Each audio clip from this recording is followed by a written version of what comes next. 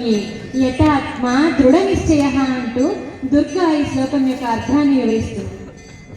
సంతుష్టః సతతం యోగి యథాత్మా దృఢ నిశ్చయః మయ్యర్పితమనో బుద్ధిః యో మద్భక్తః స మే ప్రియః.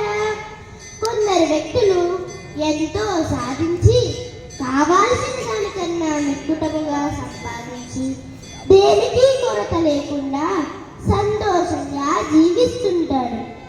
అయినా కూడా వారేదో తెలియని అశాంతితో అసంతృప్తితో జీవిస్తుంటారు.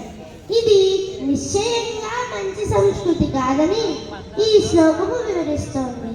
ఈ జీవిత గమనము భగవదాదేనుసారముగా సాగుతున్నదని తెలుసుకోవాలి.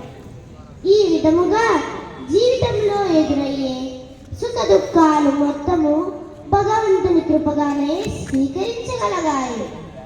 ఇదే శరణాగతి. ఇదే భక్తునికి ఉండవలసిన ప్రధానమైన లక్షణము.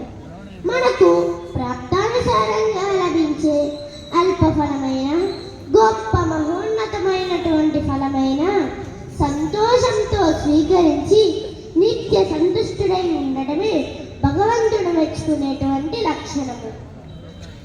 అట్టి మహనీయులు మాత్రమే భగవద్ అనుగ్రహానికి పాత్రులని ఈ శ్లోకము వివరిస్తోంది.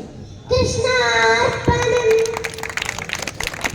సర్వకాల సర్వావస్థలందు సర్వదా సంతుష్టుడై ఉండు యోగి గురించి చెప్తున్నారు ఇక్కడ. అంటే ఏ సమయంలోనైనా ఎటువంటి పరిస్థితులు ఎదురైనా మనం భగవంతుడు మనకు ప్రసాదించిన జీవితాన్ని తృప్తిగా జీవించగలగాలి అని చెప్తున్నారు. ఇంకా భగవంతుని యందు దృఢమైన నిశ్చయాన్ని కలిగి ఉండి మనస్సును బుద్ధిని కూడా ఎవరైతే ఆ పరమాత్మకు అర్పిస్తారో అటువంటి వారే నాకు ఇష్టమైన భక్తులు అని ఈ శ్లోకంలో వివరించారు. ఇప్పుడు యస్మా